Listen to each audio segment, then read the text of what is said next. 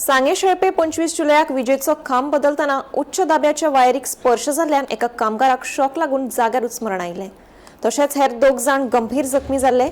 हे फाटभुंयेर मंत्री तशेंच थळावे आमदार सुभाष फळदेसाय हांणी ह्या प्रकाराविशीं खोलायेन चवकशी करून दोशींचेर खर कारवाय करची अशी मागणी वीज खात्या कडेन केली।